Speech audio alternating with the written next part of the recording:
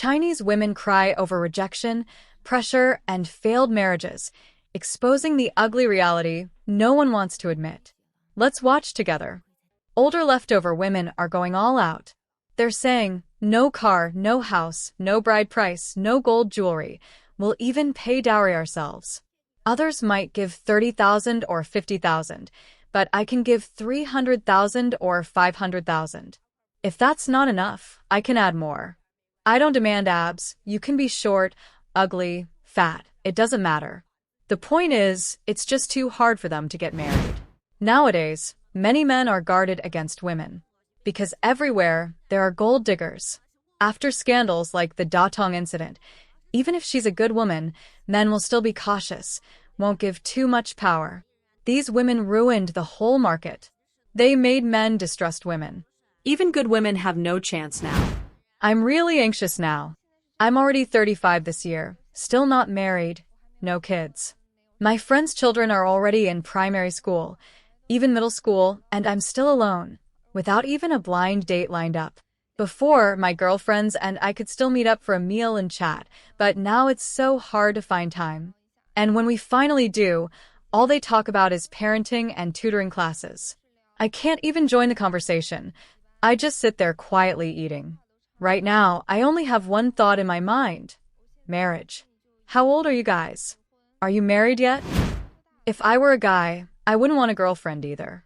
Nowadays, girls are either greedy, lustful, broke, stupid, or ugly. Some demand a car and house right away. Some are still tangled with their ex. Some ask for breakup compensation. Honestly, it's too hard to find a normal girlfriend now. After 30, I'm terrified of not getting married. I just ended a 4-year relationship, my parents keep pushing, and I'm so anxious. I'm scared of becoming a leftover woman. So I've been going to every kind of blind date, online, offline, one-on-one, even those 100-person matchmaking events where 50 men and 50 women sit face-to-face. The girls sit while the men rotate table by table. I sat there with my number card showing my age, name, job, income, even my parents' jobs and medical insurance. I felt like a vegetable at the market, waiting to be priced and picked. Around me were girls in their early 20s. I was so uneasy, not knowing why I was even there. Guys would glance at my card, see my age, gasp, "Wow, so old," and move on. Then one guy from Chaos Han picked up my card, looked at my age, and said loudly, "In Chaos Han, women your age who aren't married either have health problems or mental problems." Everyone at the table heard. I wanted to die. Why was I here to be judged? What did I do wrong? Must I accept their judgment? Then he added the cruelest part. I told him there's nothing wrong with my age. He smirked. Can you even have children at your age? Do you still have fertility? That's matchmaking? That's love? If this is what dating is, I'd rather stay single. Maybe if I never marry, I won't have to face this humiliation. Do you know why people don't want to invest in relationships anymore? Why they won't spend money on love?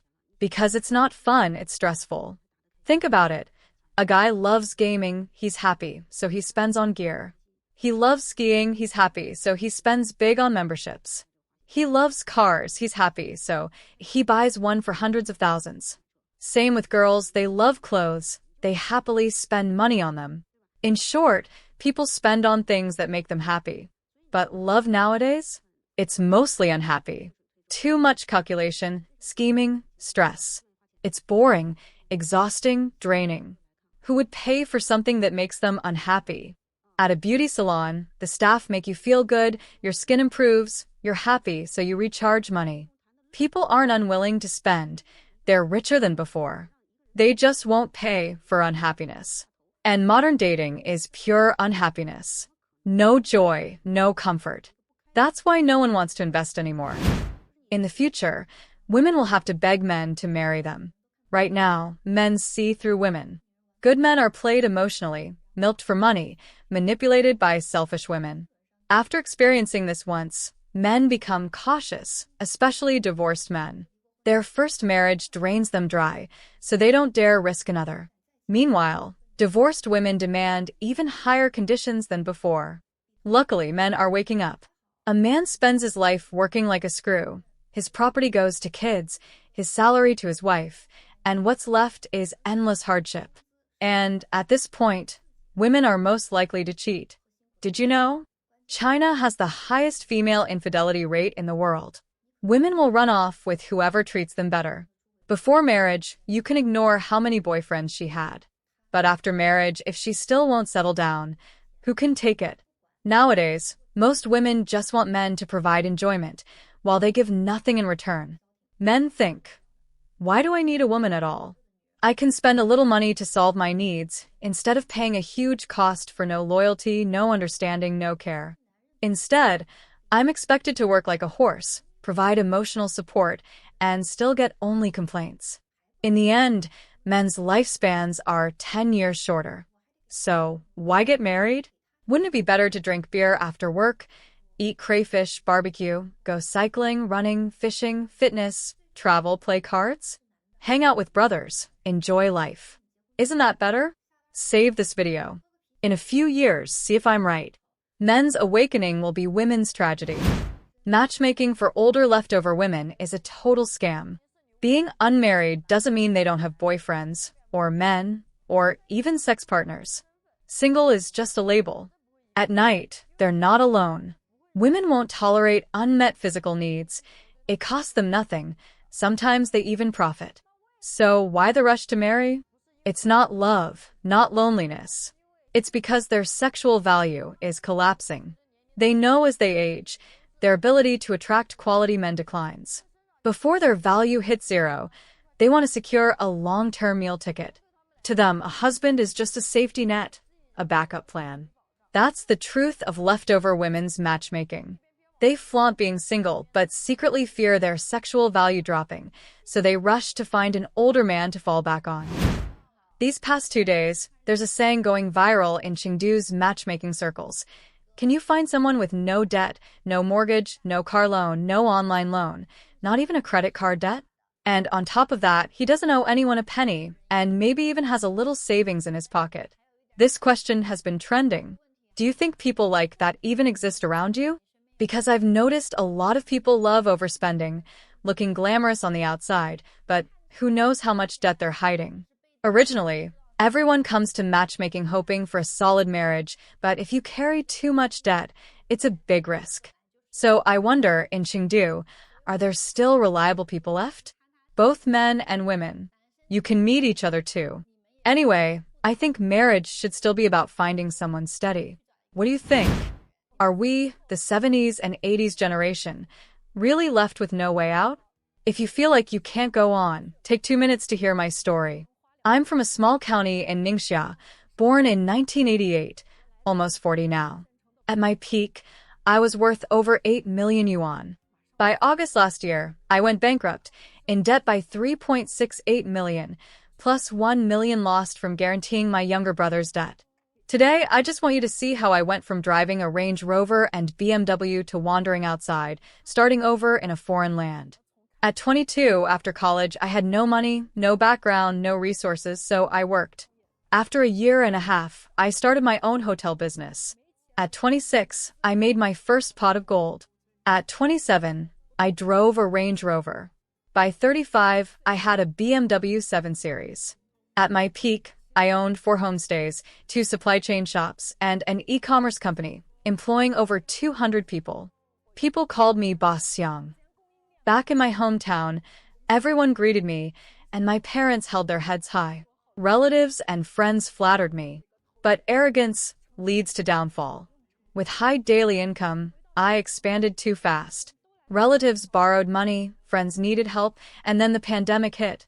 By the end of 2020, I went bankrupt, owing 1.9 million, closing my homestays. Later, I went to Yiwu, Zhejiang, starting over again, riding the short video wave. From 2022 to June 2024, I rebuilt over 8 million in assets. But because a trusted friend failed an investment, I had to sell my house, cars, company vehicles, and still owed over 3.6 million. Even my husband of more than 10 years left me. Time flies. Once I couldn't even take out 20 yuan. When I couldn't pay child support, I swallowed my pride and called over 30 people in my contacts, people I once helped but I couldn't even borrow 1,000. Ridiculous, right? At my lowest, relatives treated me like a plague. I cried alone in dark corners. For 2 months, I lived on instant noodles, splitting steamed buns in half to make them last. Have you ever experienced that kind of despair? To those who scorn people in debt, if you've been through a rock bottom, you'd understand the pain. Bankruptcy showed me the coldness of human relationships. Back then, I swore, if I get even the smallest chance, without breaking the law, I'll fight to the end. Losing everything, I realized how fragile love is, how cruel hatred is. But from now on, if you ever need me, I'll give my all. Let's help each other, and one day, we'll meet again at the peak. Girls, wake up. Don't help your family demand high bride prices. Watch this video and hear me out. I'm already on my second marriage, and you still want to pity me for dowry? Do you know why my first marriage failed? Because of the 250,000 yuan bride price. My mom only gave me 20,000 from it. How could I accept that? I was suffocating, couldn't lift my head. My ex-husband never gave me money. He was afraid I'd send it to my family. I had to ask for every penny. I divorced because I couldn't take the humiliation. When I divorced with my child, life was so hard. Did you help me then? When I wanted to move back home with my kid for a while, you said it was inconvenient, that my sister-in-law wouldn't like it. But when your whole family took my bride price, was it inconvenient then? Now I'm finally remarrying, and you still want to take the dowry money. Mom, aren't you worried I'll suffer again in my new marriage? Why do you only care about money? You always say families should support each other. But who has ever helped me? Mom, you were never my support. You only ever asked me for money. This time, I'm not giving the dowry to anyone. This kind of behavior. Aren't you just selling your daughter off? Girls, wake up. Stop demanding high bride prices. Think about it. Why do parents want a high bride price? To put it bluntly, some parents and siblings treat the groom like an ATM. Don't blame me for being harsh. Look at this girl in the video. People used to say parents always care for their children, but times have changed. Some people don't want to work, and instead use their daughter's marriage as a way to profit, almost like human trafficking. Even if there are no strict laws against this yet, it causes huge harm. The daughter can never hold her head high in her in-laws' house. One marriage, one wound. They keep falling into pits. Families like this should be shamed. If you know such mothers, please advise them. Stop harming your own daughters. Flesh of the palm or the back of the hand. It's all flesh. How do you expect your daughter to live like this? Remember, the bride price is just the groom's token of sincerity. Something modest is enough. Then live happily with your husband. Isn't that better? Husband and wife working together can overcome anything. Your life is long. Girls, wake up now.